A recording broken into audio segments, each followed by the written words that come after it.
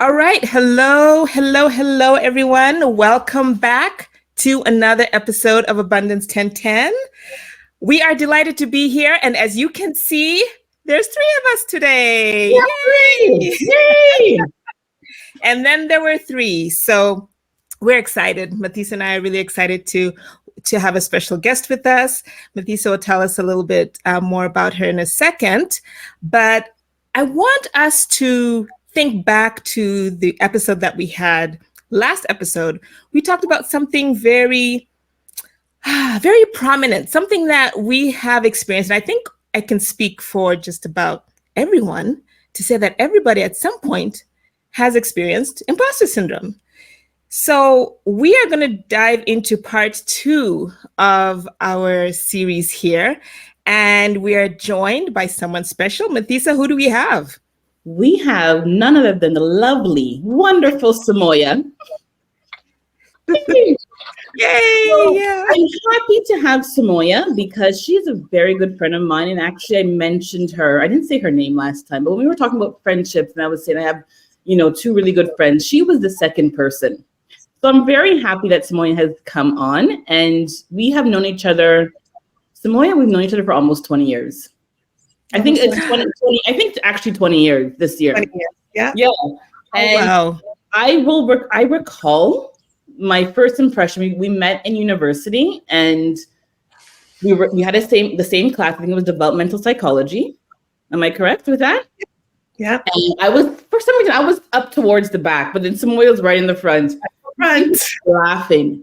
She was just, and I'm like, wow, that girl is so happy. Like she was just laughing away with what the professor was saying. She was a straight A student, by the way. So yeah, that's how we started our friendship, and we've been good friends ever since. So I'm just so happy that she's chosen to join us and talk to us a little bit about imposter syndrome. Thank you for having me. Welcome. Well, you know what? I am going to talk about the first time I met you, Samoya. So I think it was at Mathisa's graduation. Was that the time? Okay. I'm not sure when you two met up. So. Yeah. Or was it? I'm wondering if it was once when I attended church. I can't remember exactly when it was. Okay. It was still a while ago. It's been a while. Yeah. They've known each other for a long time. Yeah, so I became acquainted with you through Mathisa, and I remember, just like Mathisa said, you're such a happy being. You're always laughing, laughing and a big smile. And I remember a few times, I think it was more than once, coming to your place for, was it Easter? It was camp meeting. Yeah. So, yeah, we would always have lunch by my place most of the time after camp meeting. So yeah. Yeah, so it's really great to have you on, and we're going to be diving into imposter syndrome. Yeah, so where did we leave off, Mathisa? Do you remember? So we let our audience know what they can do to combat or work through their imposter syndrome. And I just want to remind people what they can do. So one of the ways they can reframe their imposter syndrome is keep an accomplishments file, set realistic expectations, hear other people's struggles, and accept that you will make mistakes sometimes. So that's what you can do. Those are some of the things that you can do to work past your imposter syndrome, because like we said, most people experience it at one time or another in their life. So what you do, learn what you can do to actually go work past it and get to another level is key. I think it's also something that you have to continuously do, because it's not like, okay, I have imposter syndrome this one time and it's not gonna show up again. At least for me, just speaking about it, because that's something that I constantly have to be like, okay, what have I done? And what have I learned, and how can I get myself out of this frame of mind to say that, okay, I'm not being an imposter. I can actually do this. Yeah.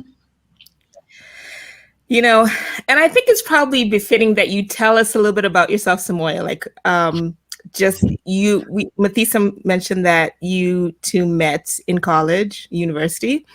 And can you tell us your career trajectory and kind of how you've maybe had to deal with imposter syndrome at certain points?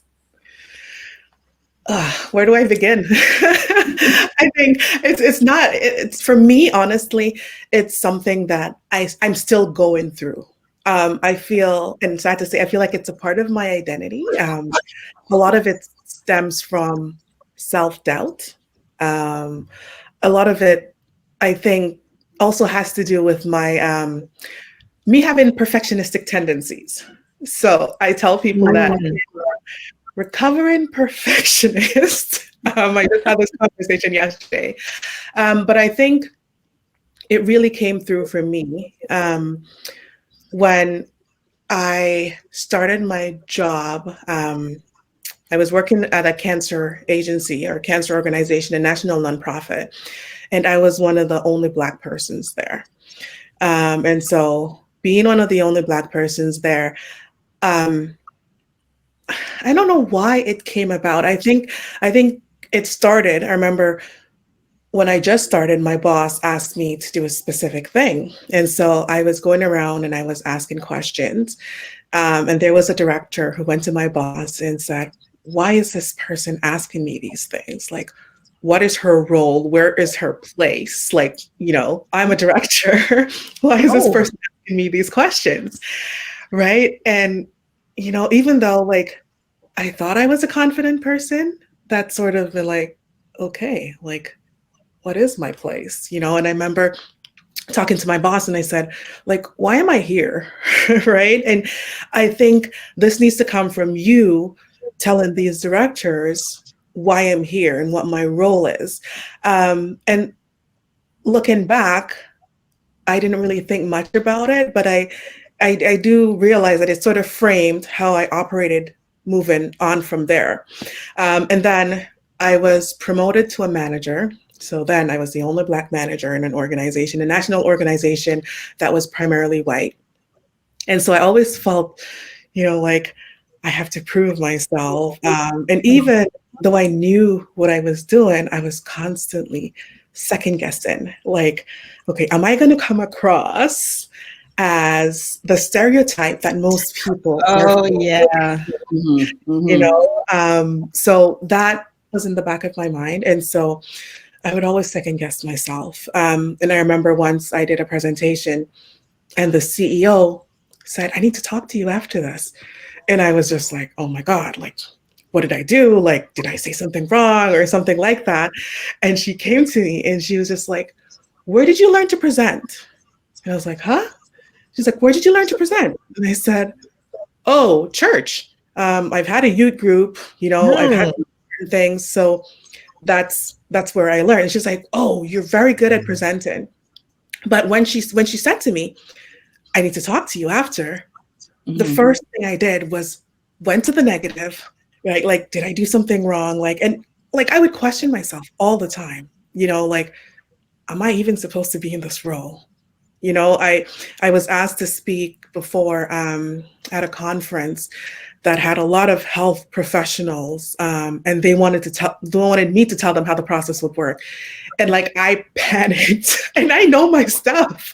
I create processes, but for me, it's always, okay, can I do this? Am I going to mess up? How are people going to look at me? And so because I'm thinking of all those things in the back of my mind, then I'm just like, okay, man, am I supposed to be in this role? Do I really know what I know? Even though I've done it numerous times. So it's gotten better. And then oftentimes if I don't ground myself, I will get back into that frame of mind where it's just like, oh my God, am I supposed to be doing this? What do I have to say? Mathisa asked me to join this podcast. And I was like, no, I don't want to do it. I don't have anything to say. What do you want me to say? It's all of that, right? So it's a journey. It's a journey. Thank you so much for sharing that, Samoya. And you actually have a lot to say about it. And there's something that you've said that we didn't actually talk about before, Vimbai, because as you can see, so if you are watching this on YouTube, you can see that 3 of us are women of color. We are Black women. Yeah. And you can see how the imposter syndrome, there was an intersectionality with race and syndrome, and how that may have even amplified it for you. So that's very interesting. And I'm sure that there are other people who share our ethnicity. They may say, you know what? I'm in a white dominated industry, and I felt that way too, because I feel like I have to prove myself, and I feel like maybe I don't even belong here. So your story brought up all of those points, and I didn't even realize it's true, but that's a very good another angle with imposter syndrome that we didn't actually speak about before. And there's so many there's so many different pieces. Like, I guess the most recent one, which my husband constantly reminds me of, is when I decided that I wanted to, like Mathisa, I've wanted to get into like real estate. Like, I am completely obsessed with anything to do with homes, and like completely obsessed. The only thing I really watch on TV. So it's been a passion for almost 20 years. And because I'm not a risk taker. I'm very risk averse. And this goes back to me being a perfectionist. I like having control over how things work. And so I said to my husband, I'm going to do the course to be a mortgage agent. And I did it when I had my son. And then I put off doing the exam because I was sure that I was going to fail the exam. Like, I was sure that I was going to fail the exam. Mind you, I've never failed anything, like any course in my life. Remember, I told you she's a straight A student. Like, I was like sure that I was going to fail. Right. And so I kept putting it off because of that self-doubt, like, and because of like, what am I thinking? Who do I think I am? Like, I can work full time, have a child, and then think I can do a course and pass this course. Right. So it was all that self-doubt and thinking about it and things like that. But like, I did it, I passed it. And my husband said to me, you always do this. Like, you know your stuff, but you're always second guessing yourself and saying, can I do this? And that's why I said it's a journey. And it shows up, honestly, at the weirdest times, right? It's not something that, okay, I've done this, I'm over it. It can just pop up. Something can trigger you. And then all of a sudden, you're just like feeling like an imposter, even though you're well capable of doing something. Thank you for sharing that part, because you know what, Samoya, it just brings out how unreasonable imposter syndrome can be, because you have been loving all things real estate for over 20 years, and you've never failed any test that you've taken, but all of a sudden you are almost convinced that you're going to fail. And there was no evidence for it. Like, there's no evidence. Yeah. Exactly. Which is what the imposter syndrome is rooted in, because when you really take apart those thoughts and feelings, we realize that it's not based on anything solid. No, it's not.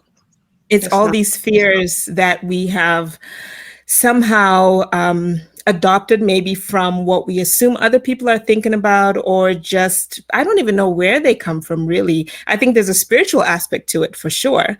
But I think it just, when we really look at it and ask ourselves, like, why do we have these doubts? What evidence do we have to prove that what I'm feeling right now is actually a legitimate concern? And we realize that it's not. It's not. No. But it feels so real. So Vimba, I know that last episode we talked about the different types of imposter syndrome. Did you maybe want to go over them again and see where Samoya, how she identifies herself, like which category she believes that she fits in? And then maybe sure. This should be That's going to be fun. It will be interesting because, the funny thing is I identified with almost all of them. There are 5 of them. And when you said that, that's what came to my mind. I'm like, I don't know if I'll put nicely into one category, right? Because there's different elements, right? Yeah. So, okay, so the first type is the perfectionist, right? Which you talked about earlier, Samoya. You said that that's something that you, recovering perfectionist. Yeah, so this type of imposter syndrome involves thinking that unless you are absolutely perfect at something, you're a failure. So it's either one or the other, both one or extreme or the other. Either you nail every single, if you're giving a speech, let's say, if you nail every single sentence or you do things exactly the way you envisioned it, then you're fine. But if it's one word off, then you're a failure. Yeah. Yeah. Very extreme. Very black and white. Yeah. I find that I'm like that. And I struggle with that because I recognize that I don't want to be so black and white. Like there's a lot of gray. There's a lot of gray. And there's nothing wrong with being in the gray. But yeah, I used to be very black and white. My husband tells me this all the time. It's not just black and white, right? It's gray. Yeah. And gray is nice. Gray is flexible, you know? All right. Okay. So the second type is the expert. And I think, Mathisa, you resonate. Yeah. This one's mine for sure. Yeah. So it's like if you don't know every single thing there is to know about a particular topic, and you don't feel like you've mastered it completely, then you're no good at it. Yeah. This for me, like I switched jobs. It's been a year ago. Like I was in healthcare for over 13 years, and then I switched jobs where there's this completely different side that like I'm like, I know nothing about this. And I remember like I literally panicked, right? Because everyone's looking to you, especially if you're in a supervisory or a managerial position, everyone's looking to you as the expert, right? And I remember when I started, there was this huge project, and it started before I joined the company. And so I was driving home and I was on a phone call, and I was listening to them and nothing made sense. It was like they were speaking French. And I remember I got home and I was like, what did I get myself into? Like, there's nothing I can do this, right? And literally the next morning I went to my boss and I said, okay, this is what happened. It makes no sense to me. Like, are you sure you hired the right person? And he said, you've been on the job for a week, Samoya. Like, give yourself some grace. Yeah, you don't know everything. Yeah. That's a hard one because like I shared last time is that I feel inadequate when I have to say I don't know. When someone asks me something and my response is I don't know, I feel like a complete failure. Yeah. I guess you feel like that if it's an area where you feel you quote unquote should know. Is that the case? Or is it just I don't know anything? In an area that I feel like I should. Yeah. And it just feels like I don't like that feeling. And that's where grace comes in, right? Like that's where we really have to give ourselves some grace. And one thing I've learned is that even though I'm a manager, I'm human. I'm still learning. I'm like continuously learning. And so if I identify something that I'm not like well-versed in or as well-versed as I'd hope to be, then I'll put that on a plan to say, okay, I need to read more or I need to do this. But like my boss said, give yourself some grace. Like, you just started, right? You're not, it's who knows everything. Like show me one person who really knows everything. Yeah, it's no one. No one. Right? So no, nobody is born knowing it all. Like we all have to learn at some point. And that was some great advice that you got there. Okay, so the fourth one is the solo. No, sorry, I think I'm on the third one now. Third one, yes, third one. So that's the natural genius. So in this instance, so if you feel, this is for people who feel as though if they're not naturally good at something, then they're a fraud because they don't realize or they don't recognize that many people actually have to work very hard to be very good at what they do. And so because you may see somebody doing something and it looks so effortless and easy. Oh my goodness, they know their stuff. But what you don't know is that maybe they spent hours and hours, and maybe they had to pull an all-nighter doing research so that they could present it. But we don't see that, right? And so we think, oh my goodness, they're natural, they're great at it. And because we don't see that, we have to go through the process of being good at something. We feel like, oh, we're no good at it then. Yeah. Yeah, and I think of, can't say that I'm a fan, but she came to mind. Okay, this is Beyonce I'm talking about. I knew exactly where you were going there. Yeah, when you said. The reason why I bring her up is because I know, like, she's a huge star, but I've heard so many people say she works so hard. Her work ethic is, you know, second to none.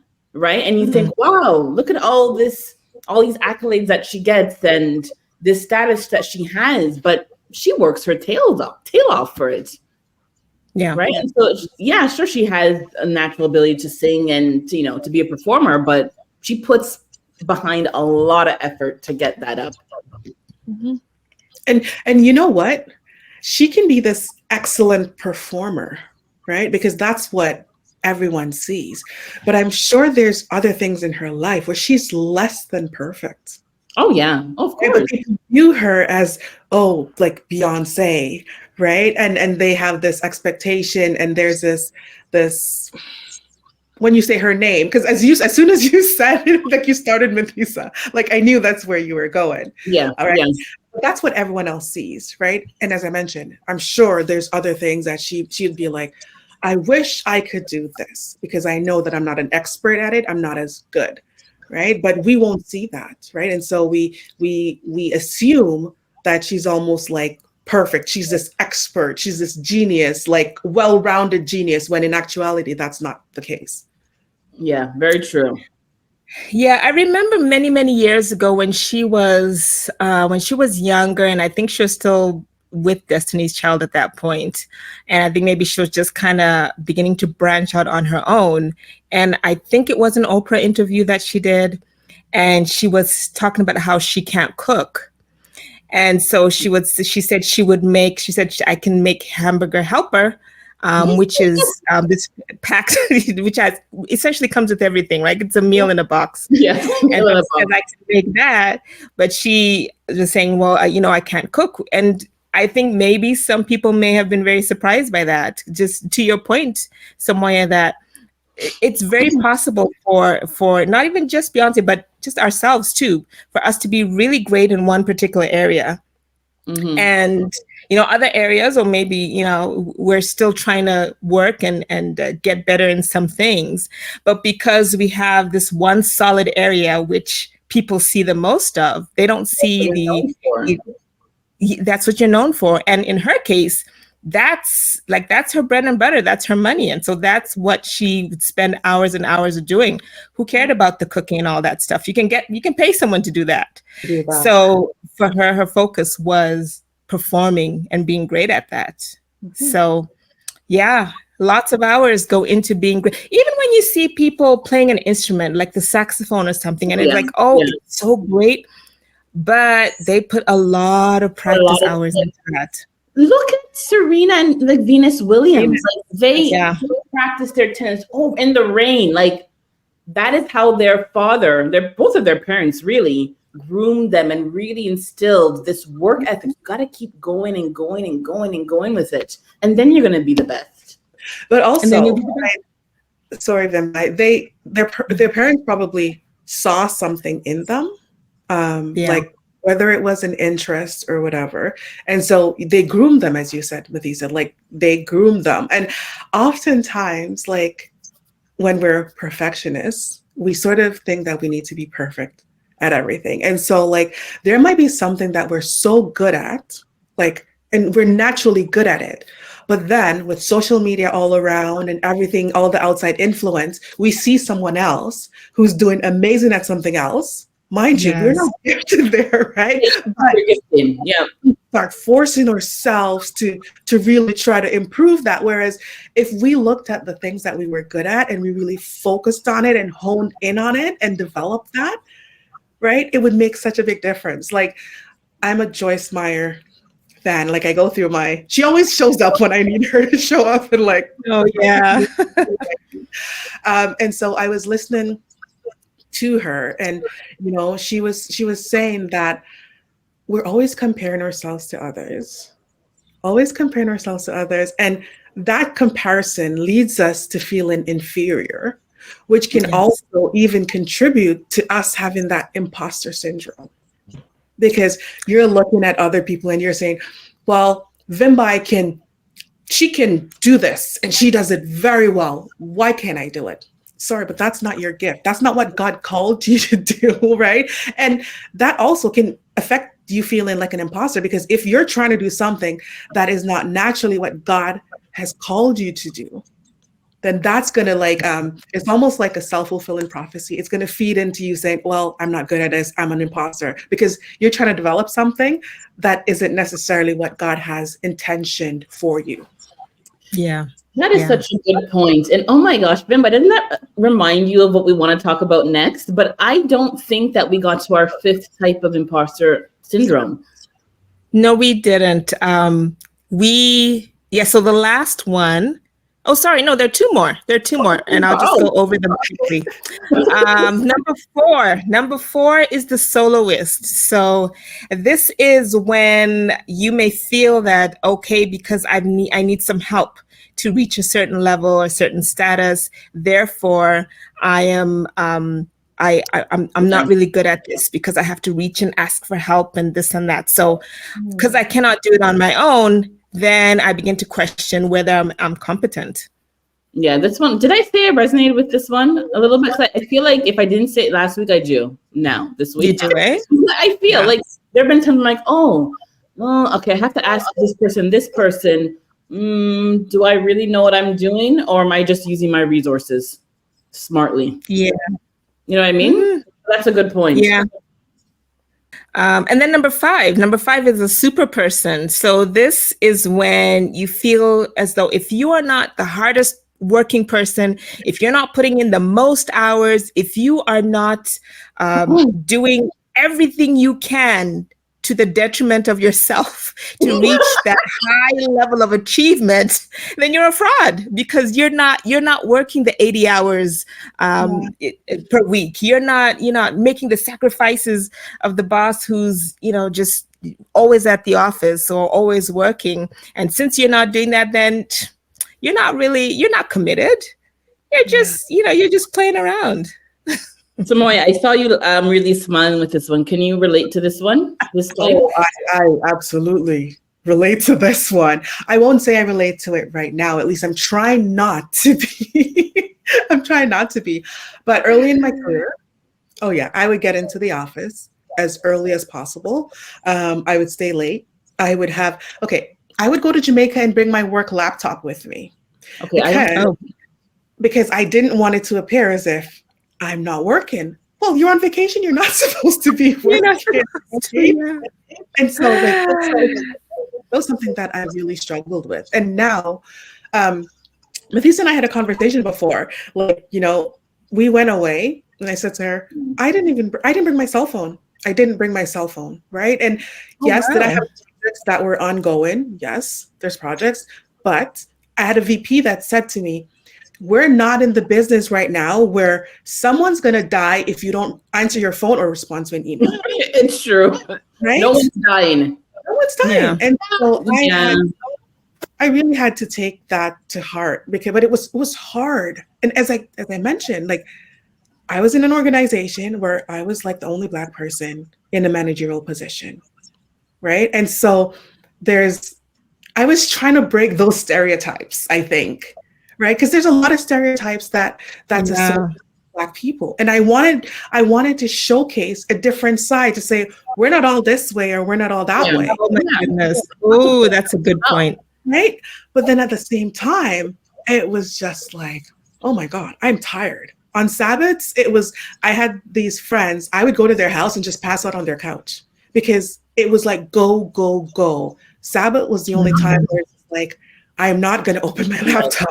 I'm not going to check my email and all that. Even to this day, sometimes, I was off on Friday, right? And I was like, I'm not working, but there's something that's time sensitive. And I had my phone and I kept checking my phone. And I was about to respond to an email, and an old colleague called me. And when she called me, I actually said to her, thank you for calling, because I was just about to go into my work emails, and my boss said to me before I left on Friday, Samoya, you need to unwind and not check your emails. Yes. So it was, it was like God positioned this person to call, because I was literally about to go in. And sometimes you go in, you just keep going. You go in to check one thing, but you keep going and you keep going. And before you know it, you haven't had that chance to unwind and just disconnect from work. But yeah, I'll just say this very quickly, because going a little bit off tangent, but we've had a conversation about this before, Samoya, where I'm like, where does that come from? Are you feeling to check your work email? I can't have that problem. Like when I'm off. Like, unless I know there's something that may be going on, but for the most part, I don't really have an issue of not checking. Yeah, and it's taken me time, as I mentioned, to get to that point, right? I'm in a completely different frame of mind right now where I am in my career than when I just started, right? Like, there has to be, in my work, like I go in and I do my work. And I had a conversation with my dad this week about this same thing. I said, I used to feel bad if I go into the office and I'm not working late, right? But I said to him, I have over 15 years of experience, right? And so things that can take me 45 minutes to do is going to take somebody 4 hours to do. And I'm not going to feel guilty about that anymore, right? I'm not going to feel guilty. Yeah. That's what experience does, right? And so I'm not feeling guilty about it. So if at 4:30, I shut down my computer and I leave, I'm not going to feel guilty about it. As you shouldn't. Yeah, I like that. It reminds me of something that one of my aunts usually says, and I can hear her saying this in her voice so loud in my head. She often says, I have nothing to prove anymore. And she's so right, because sometimes we feel this burden. We've got to prove ourselves to everybody. And you talked about this, Samoya, when you talk about being the only Black person in a managerial position. And you feel like you want to change the perception that people have of Black people. You want to, prove that, no, we are different. We can be, professionals. We can be really good at what we do. We're not all the same. And you carry such a burden when you're doing that, right? Yeah. So, and it takes a toll. Yeah, I was going to just pick up on what Samoya said a little while ago, because you said that, Samoya, that especially when you're trying to do, like, people nowadays say, strengthen your strengths. Don't improve your weaknesses, strengthen your strengths. Yes. Because perhaps maybe God has not gifted you in that particular area. And especially with our strengths, God may be calling us to do something or fulfill some type of purpose. Yeah. So that kind of is a great segue or a great leading point to what we wanted to talk about, because this is, Abundance 1010, and we try to glean practical aspects. We try to glean lessons from the Bible about how we can live a better life. And also, too, that there are people in the Bible, they're very much like us, and they had a lot of the same kinds of insecurities. And we see them being victorious and overcoming those insecurities. So we wanted to highlight two people from the Bible. And then the first one is Moses, a very well-known character from the Bible, very well-known person.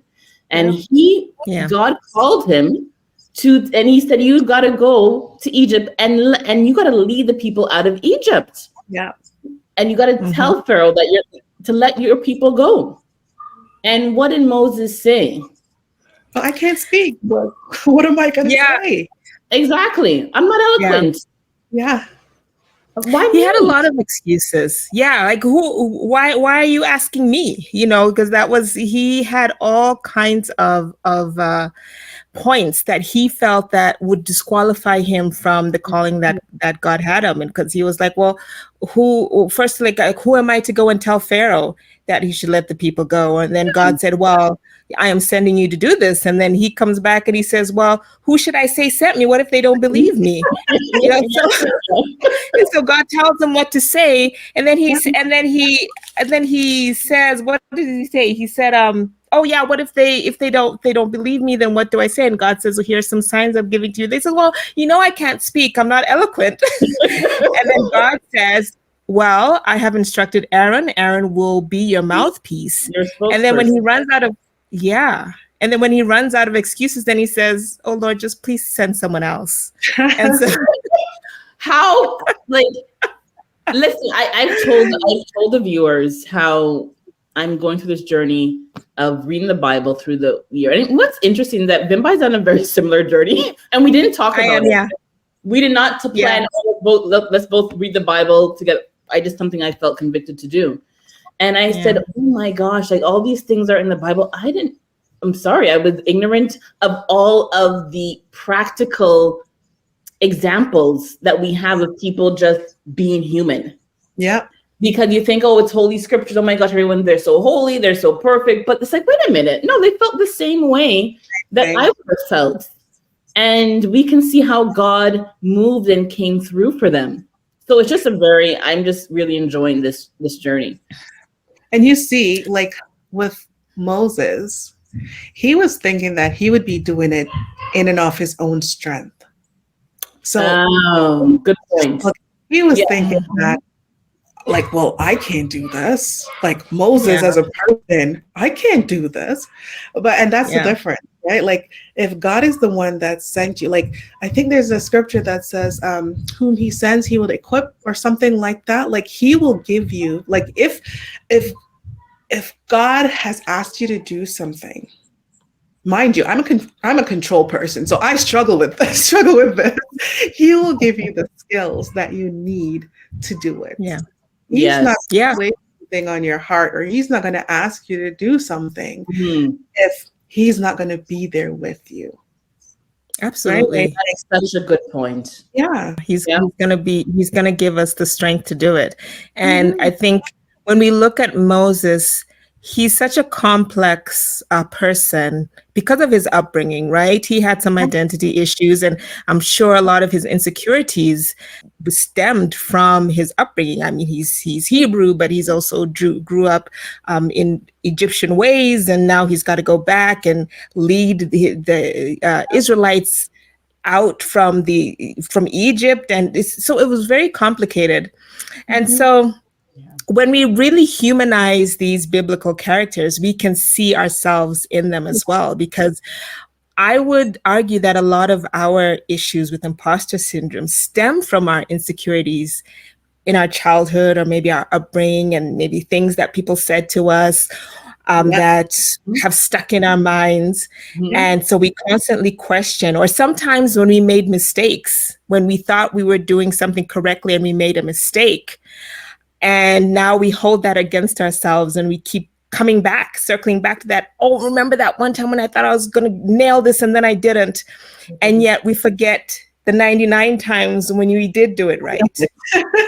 That's a great point. And the subconscious records everything. Everything that has happened to us, our subconscious is recording it. And we may not remember it consciously, but deep down, somewhere within us, remembers that. So when we have a trigger, it's like, oh yeah, okay, it's showing up in a different way, but there is a connection with something that's happened. Something that's happened to us in our past, more than likely, right? Because where is it coming from, as you said? Yes, so our subconscious definitely remembers things, but then we also, whatever we think feeds on that, right? And builds on that. So for example, it could be something minor, something small, but then we keep thinking about it. Oh my goodness. Okay, let's go back to Moses, right? What if God had asked him to speak to someone else? What if it wasn't the Pharaoh that he was supposed to go speak to? What if it was just a regular other person, right? Okay, he wouldn't think much about it. But then he kept thinking, okay, this is a Pharaoh. Oh my gosh, this is Pharaoh that God is asking me to speak to. And he keeps building it up, building it up, building it up, because like his mind just, especially because he didn't necessarily want to do it, right? So he kept adding to it. And before you knew it, it's ballooned into something else, right? And that happens with us all the time. It could be a simple task that we're fully capable of doing it. But whether we start thinking about the negative, like as in Moses' case, I'm not eloquent. That has happened to me so many times. I'm like, they're going to hear my Jamaican accent. I'm not going to use some big fancy words, right? And honestly, I'm not going to use some big fancy words. I'm not an orator. I'm not going to go up there and I'm not going to speak so fluently, right? But as long as you can get your point across, that's what matters. That's what matters. That's what matters. Absolutely.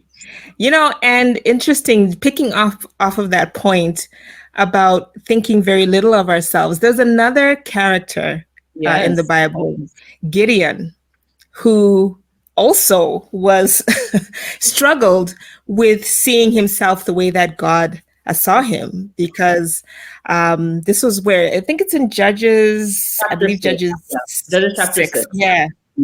So it's in a point in history where the Israelites were essentially being hounded by the Midianites. And every time the Israelites tried to plant any grains, the Midianites would come and they would swarm like locusts, and they would eat up all their crops and consume. And it was, the cycle that the Israelites always went through, where they would disobey God. God would turn them over to their enemies, and then they would have to serve their enemies, and then they would pray for deliverance, and then God would deliver them, and then they would be obedient for a while, and then they would start following other gods, and then, it was a cycle that kept happening. So this was one of the cycles where the Israelites were really being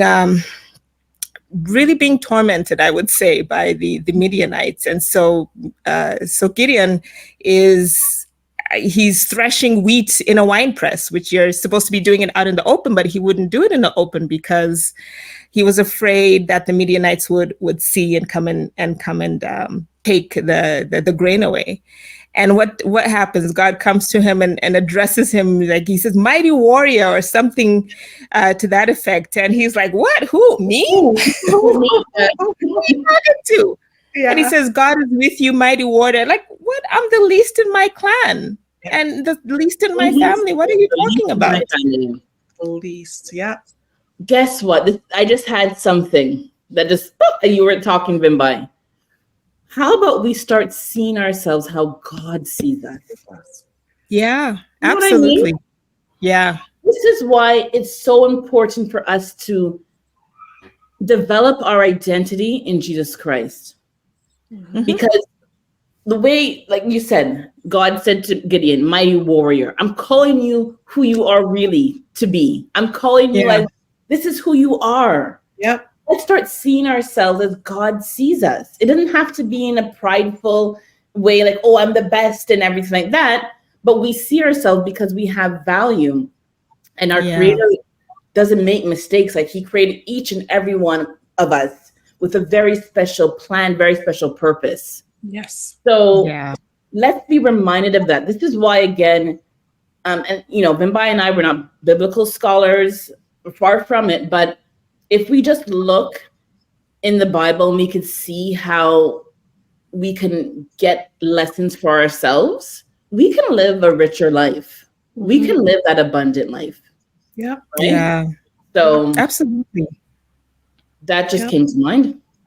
Yeah, absolutely. That's a really good point, because God knows, anytime God gives us something to do, and you said this, Samoya, earlier on, like He's going to equip us with what we need to accomplish that task. Yeah, and we saw that in the life of who are we talking about? Moses, and even Gideon as well, because remember, Gideon ended up with like 30,000 soldiers. And that was really just a drop in the bucket when you compared it to the armies that they were up against. But God only had him go forward with 300 men in the end to go to war against hundreds of thousands of Midianites. I mean, it was clear that God was going to get the glory, because God was setting things up. And sometimes we also need to take, sometimes God has to remove some of the things that we think we need, because if we know we landed that job because of our great education, or because we spoke so well, or we carried on that interview so well, we're going to give ourselves the credit. Yes. Like, oh yeah, I nailed it, right? So God sometimes has to remove some of these extras, so it is absolutely clear that there's no other way that we're in the position that we're in, and we got this victory without him. And you'll have non-believers say, you are blessed. Like, they don't necessarily believe in God, but they can't help but say, but you're blessed. Because they see how things line up for you. Yeah, they recognize you. Yeah. So Zimbai, I'm thinking, and we have to ask Samoya a very important question. We have not asked her this question. Okay. And we have to ask you, what does abundance mean to you? What does living in abundance mean to you as a child of God? For me, and this is something I'm still trying to figure out everything. It might, like, to a lot of people, it looks like, oh, Samoya's figured it out. But I'm in a stage in my life right now where I'm trying to figure out everything.